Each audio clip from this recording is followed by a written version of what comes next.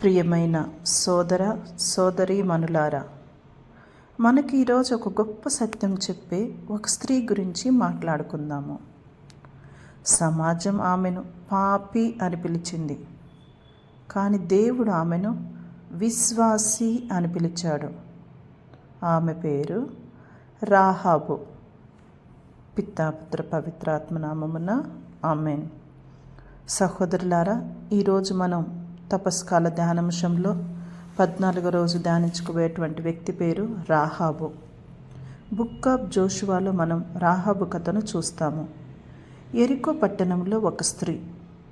ఆమెకు గొప్ప పేరు లేదు, గౌరవం లేదు. కానీ ఒకరోజు ఆమె ఒక నిర్ణయం తీసుకుంది. యోషువ పంపిన గూఢచారులను ఆమె దాచింది.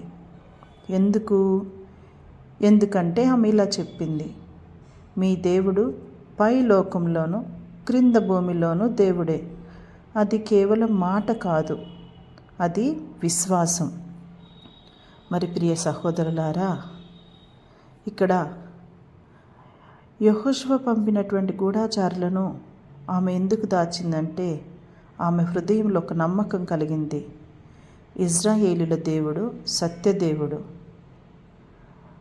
కాబట్టి ఆమె ఇంటి కిటికీలో కట్టిన ఎర్ర దారము విమోచనకు గుర్తు అయింది. యెరికో గోడలు కూలిపోయినప్పుడు ఆమె ఇల్లు మాత్రం నిలిచింది. ఇది విశ్వాసానికి రక్షణగా మనకు కనిపిస్తూ ఉంది. యెరికో గోడలు కూలిపోయాయి, కానీ రాహాబు ఇల్లు మాత్రం అలాగే నిలిచి ఉంది. అంటే ఎంత గొప్ప విశ్వాసము ఇక్కడ మనం చూస్తూ ఉన్నాము. యెరికో గోడల మధ్య ఒక ఇల్లు, ఆ ఇంట్లో ఒక స్త్రీ ప్రతిరోజు తల వంచి జీవించింది. ప్రతిరోజు విమర్శలు, అవమానం, ఒంటరితనం. ఆమె గతం ఆమెను బంధించింది. సమాజం ఆమెను తీర్పు చెప్పింది. కానీ ఒకరోజు దేవుడు ఆమె తలుపులు తట్టాడు. యోషువ పంపిన గూఢచారులు ఆమె ఇంట్లోకి వచ్చారు. ఆ క్షణం ఆమె ఒక ఎంపికగా మారింది. భయం లేదా విశ్వాసం. ఆమె భయాన్ని కాదు, విశ్వాసాన్ని ఎంచుకుంది. ఒక ఎర్ర చిన్న దారం కిటికీ కట్టింది. అది కేవలం దారం కాదు, ఆమె ప్రాణం, ఆమె ఆశ, ఆమె విమోచన. యెరికో గోడలు కూలిపోయినప్పుడు ప్రపంచం కంపించింది, కానీ రాహాబు ఇల్లు మాత్రమే గట్టిగా ఎందుకు నిలిచిందంటే ఆమె విశ్వాసము. మరి ప్రియ సహోదరులారా, ఇక్కడ మనం కొంచెం ఈ యొక్క అంశాలను మరి నూతన నిబంధనకి మనం కంపేర్ చేసి చూసినట్లయితే పోలికలు ఏమిటిదో ఒకసారి చూద్దాము. పాత నిబంధన, క్రొత్త నిబంధన పోలిక. పాత నిబంధన భయంతో ప్రారంభమైన విశ్వాసం. క్రొత్త నిబంధన కార్యంతో నిండిన విశ్వాసం. ఎర్రటి దారము రక్షణకు సూచకము పాత నిబంధనలో. క్రొత్త నిబంధనలో యేసు రక్తము, శిలువ మీద మరణము. పాత నిబంధనలో యెరికో నుండి రక్షణ, క్రొత్త నిబంధనలో పాపము నుండి రక్షణ. ప్రియ సహోదరులారా, రాహాబు గతం ఆమెని నిర్వచించలేదు. ఆమె విశ్వాసమే ఆమె భవిష్యత్తును మార్చింది. పాత నిబంధనలో ఆమెకు రక్షింపబడిన స్త్రీ. క్రొత్త నిబంధనలో ఆమె ఒక గౌరవింపబడినటువంటి సాక్షి. దేవుడు మన గతాన్ని కాదు, మన విశ్వాసాన్ని చూస్తారు. ఎంత అద్భుతం! సమాజం తిరస్కరించిన స్త్రీ రక్షకుని వంశంలో స్థానం పొందింది. మరియు అపోస్తులైనటువంటి జేమ్స్ రాసిన విశ్వాసం గురించి ఈమెని అక్కడ మనం తలంచుకుంటాము. ఆమె విశ్వాసం క్రియల ద్వారా న్యాయంగా నిలిచిందని రాయబడింది. విశ్వాసం అంటే కేవలం నమ్మకం కాదు, చర్య, ధైర్యం, నిర్ణయం. మరి పాత నిబంధనలో ఎర్రదారం ఆమె ఇంటిని రక్షిస్తే, కొత్త నిబంధనలో యేసు రక్తము మన ప్రాణాలను రక్షిస్తుంది. రాహాబు గతం చెడ్డది కావచ్చు, కానీ ఆమె భవిష్యత్తు దేవుని చేతుల్లో మారిపోయింది. దేవుడు నీ గతాన్ని అడగడు, నీ విశ్వాసాన్ని చూస్తాడు. మరి ప్రియ సహోదరులారా, విశ్వాసం ఉన్న చోటే విమోచన ఉంటుంది. కావున ఈరోజు మనం మరి ఒక చిన్న దారం ఒక కిటికీ కట్టినటువంటి ఆమె విశ్వాసాన్ని పెంచుకున్న విధంగా, పాపగా పలుపబడినటువంటి స్త్రీ రక్షకుని వంశంలో స్థానం పొందిన విధంగా ఇది కృప కదా. మరేమిటి? కావున మనం కూడా ఈరోజు మన గతంను మనం బాధిస్తూ ఉందా ఒక్కసారి మనల్ని పరిశీలించుకుందాము. నా తప్పులు నన్ను వెంటాడుతూ ఉన్నాయా?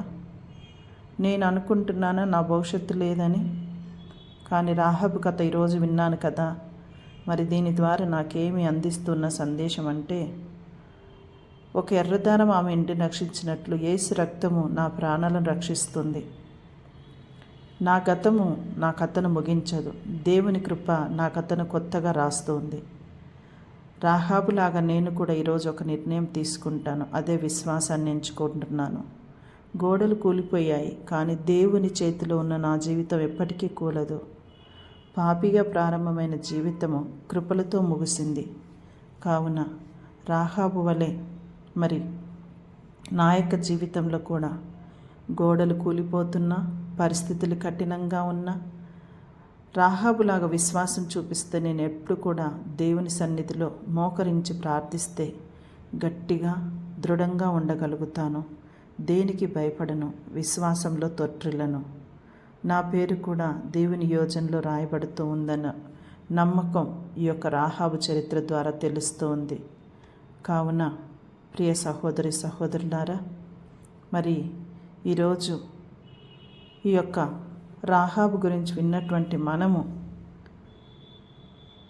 ఒక స్త్రీ తను పాపి అని పిలిపించుకున్నటువంటి ఆమె, కానీ ఈరోజు విశ్వాసి అని విశ్వాసానికి మారుపేరుగా ఏ విధంగా నిలిచిందో చూసాము. కాబట్టి మరి మన అనుదిన జీవితాలలో కూడా మనకు వచ్చేటువంటి చిన్న చిన్న ఒడిదుడుకులకు దేనికి భయపడకుండా విశ్వాసంతో ముందుకు సాగినట్లయితే ఈ తపస్కాలంలో మన యాత్ర అంతా కూడా పశ్చాత్తాపంతో, ప్రార్థనతో, దాన ధర్మాలతో ముందుకు సాగుతూ ఉంది. కాబట్టి ప్రియ సహోదరులారా, ఇది మన హృదయాన్ని పరిశీలించుకునే సమయం, మన గతాన్ని దేవుని ముందే ఉంచే సమయం. మరి ఈరోజు తపస్కాలానికి సరైనటువంటి సాక్ష్యమే ఈ యొక్క రాహాబు జీవితం. కాబట్టి సహోదరులారా, మనం గుర్తు చేసుకోవాలి, రాహాబు హృదయం కరిగింది, ఆమె పశ్చాత్తాపడింది, ఆమె విశ్వాసాన్ని ఎంచుకుంది. మరి మనం ఎలా ఉంటూ ఉన్నాము? ఎన్నో కథలు వింటాము, ఎన్నో మరి ఈ యొక్క తపస్కాలంలో వాక్యాలు వింటూ ఉన్నాము, సందేశాలు వింటూ ఉన్నాము. మరి మన గతం ఎంత చీకటి అయినా దేవుని కృప దానికంటే ప్రకాశవంతం చేస్తారన్న విషయాన్ని గుర్తుపెట్టుకొని ఈరోజు మన హృదయ కిటికీలో యేసు రక్తాన్ని విశ్వాసంగా కట్టుకొని మన యొక్క కుటుంబాన్ని, మనల్ని కాచి కాపాడమని, మన జీవితంలో ఎన్ని ఎరుకు గోడలు ఉన్నా ఆ ఎరుకు గోడలంటే అహంకారము, పాపము, క్షమించలేని మనసు, మరి వీటినన్నిటిని కూడా కూలద్రోయమని ప్రార్థన చేసుకుందాము.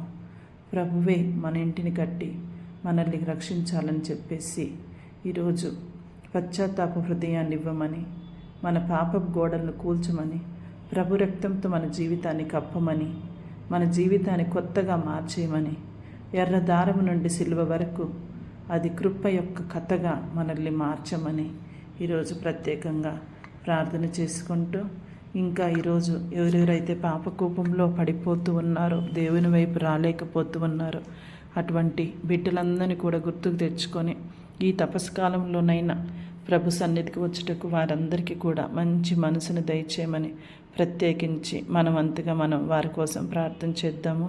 మనలను, మన కుటుంబాలను, మన సంఘాలను, మన కమ్యూనిటీస్ని, మన ప్యారిషెస్ని, మన యొక్క దేశాన్ని, మన రాష్ట్రాన్ని, మన ప్రపంచాన్ని దేవాతి దేవుడు నిండుగా మెండుగా దీవించి తనదైనటువంటి కృపతో హేరాళంగా అందరినీ దీవించి కాచి కాపాడునుగాక. ఆమెన్. పితా పుత్ర పవిత్రాత్మ నామమున ఆమెన్.